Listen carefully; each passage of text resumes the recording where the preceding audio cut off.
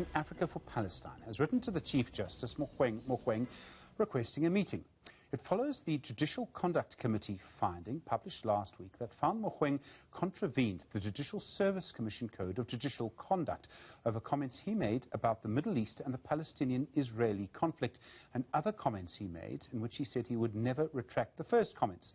The Chief Justice still has the option to appeal the finding, but he must tender an apology and retract his comments. Chief Mogoeng is from the organization Africa for Palestine. Chief, good evening to you. I'm presuming you wouldn't mind some tea in your meeting with the Chief Justice. Why are you asking to meet Chief Justice Mogoeng Mogoeng on this issue? No, certainly not, Stephen. Of course, it seems like tea has become a cultural norm in South Africa these days.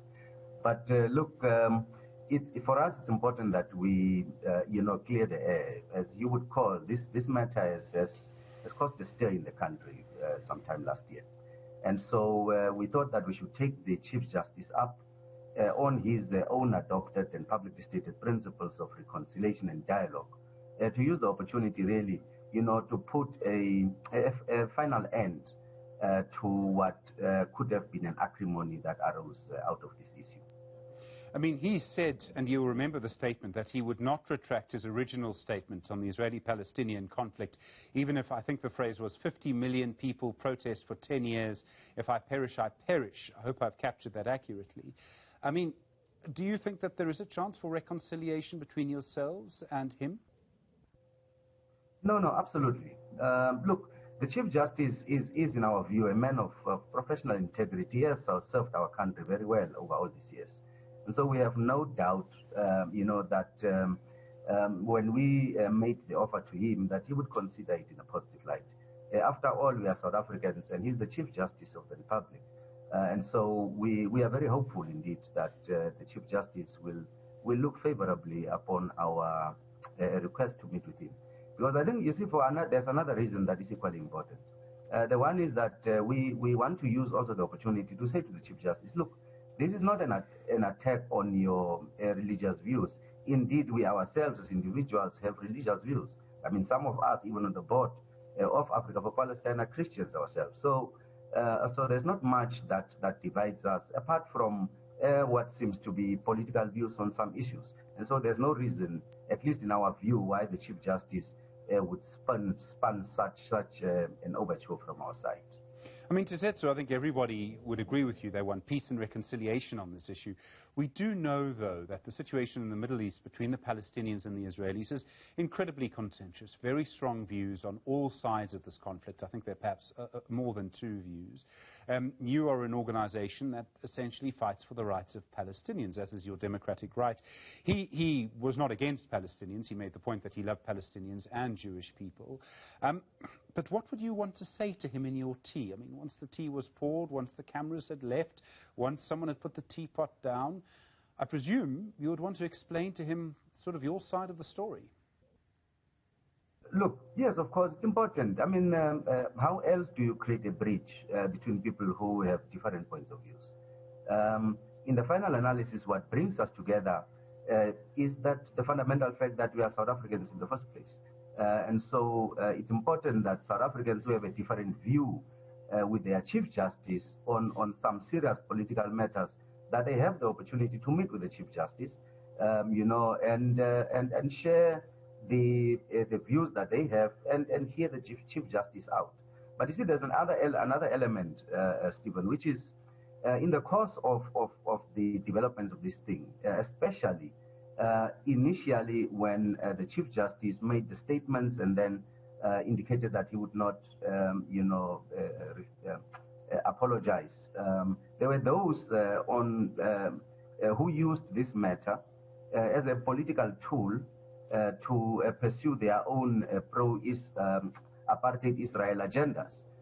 Now that on the other hand, the committee or the JCC made a finding on the matter, they are now prompting and pushing the Chief Justice not to apologize.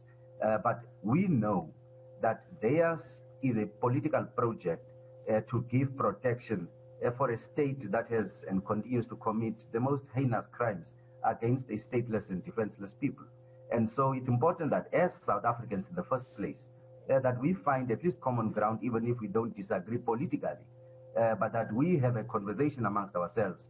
And we hope that coming out of that meeting with the Chief Justice, the one thing we will, amongst others, be able to say is to say, look, we might have political differences in political views, but in the final analysis, what we can agree on, the fact number one is that we are South Africans. He is our Chief Justice. We reaffirm our confidence in him and his professional integrity he has displayed. So on that front, there is absolutely no daylight between us. What daylight there might be may be about political views. But South Africa is a constitutional democracy, and those views are tolerated.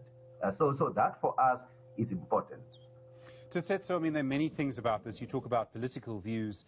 I mean, religion is also, of course, a part of this. I mean, I don't think that we can remove religion from this in some way. We know that the Chief Justice has expressed himself on his faith, a strongly held faith, very publicly, I think a very honestly held faith, if I can put it like that.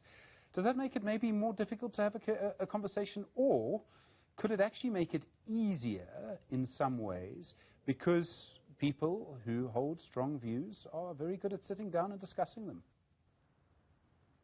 No, look, absolutely. I mean, as I said to you, the largest base of our supporters, comes from the diverse religions in our country. They are Christians, they are Muslims, and so on and so on. So we have peacefully coexisted as a people because we understood that there's much more that binds us together than what divides us.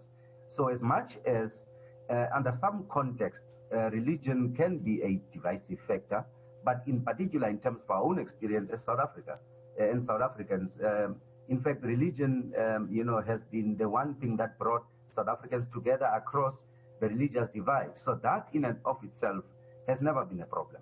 However, we must realize that there are those who want to use certain aspects of our religion to pursue certain political agendas.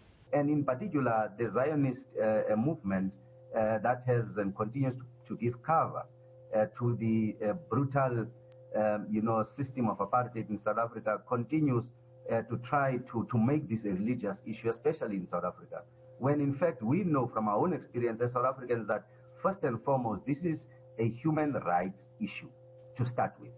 And of course, issues of differences of religion. I mean, as we speak, 10%, for instance, of Palestinians themselves are Christians. They are known to be the very first followers of Christ. And so if you seek to justify, for whatever religious reasons, the apartheid and brutal oppression and suppression, in fact, the brutal occupation of Palestinian people, I wonder, as a Christian myself, what religious or Christian basis you would want to use to justify that.